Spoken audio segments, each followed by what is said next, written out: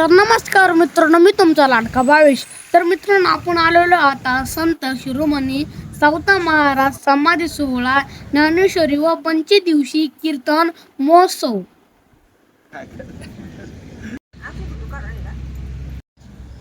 तर मित्रांनो, सर्वात प्रथम आपण यांना दर्शन घेऊ, मग पुढच्या घडामोडी मी तुम्हाला दाखवतो. कर्मातच ईश्वर पाहणारे आणि भक्तीचा अनोखा संदेश देणारे संत.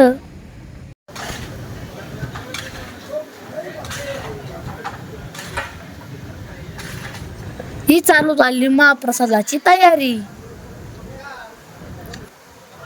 पहा कशा मग गरम बट्टे, कुरकुरीत आयटम बर का. इकडे चालू झाली लापशीची तयारी, गुड फोडायचं काम. इकडे चालू आहे स्वयंपाक देखरेखीचं काम.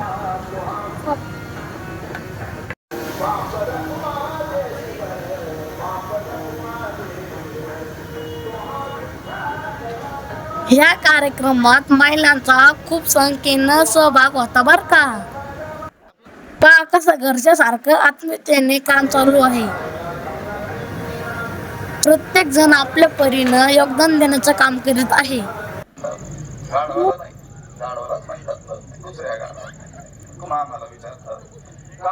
पहा आता ही गर्दी, आता महाराजांचा कीर्तनाचा आनंद घेऊया.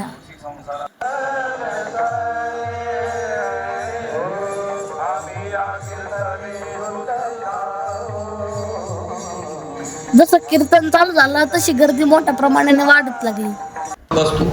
आम्ही कीर्तनाला आलोय, दुसरी काय आठ ठेवलेली नाही तुमच्याकडे, पण वारी करा.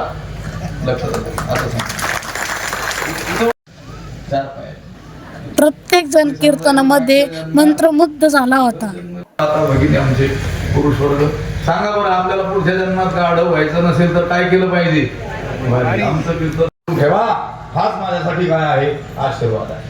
पहा, हेही राजा होणं, मालक होणं, याला काय मानलं जातो? आशीर्वाद मानला जातो. तरी हीच आहे, राजा होणं हा आशीर्वाद नाहीये. कारण जरी राज्यपद आलं, तुकाराम महाराज म्हणतात, तरी ते संसाराच्या अंतर्गतच आहे. प्रभू झाला तरी संसाराला ठाऊक आहे. भक्तीचे ते वर्ण, दयाची हाती, तया घरी शांती क्षमा.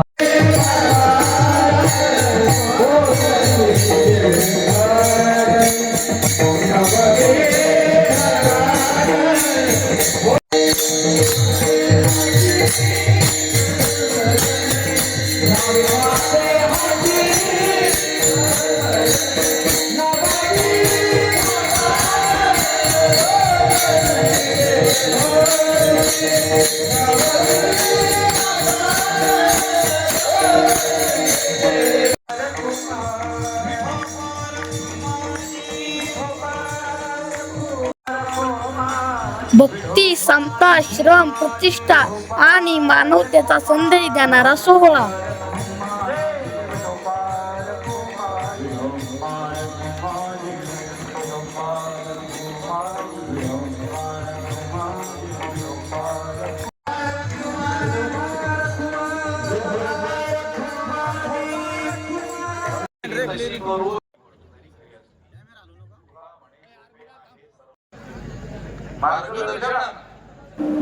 हे आहे या पवित्र धार्मिक उत्सवाचे आयोजन करणारे कार्यकर्ते, समाज बांधव व सामुदायिक मंडळ.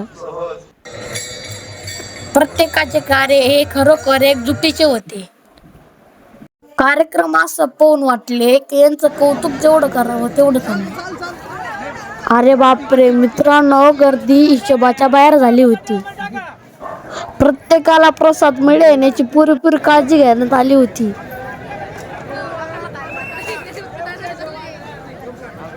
तर मित्रांनो, वेळ झाली या ठिकाणी लॉग इन करायचा. तुम्हाला लॉग कसा वाटला सबस्क्राईब कमेंट नक्की करा.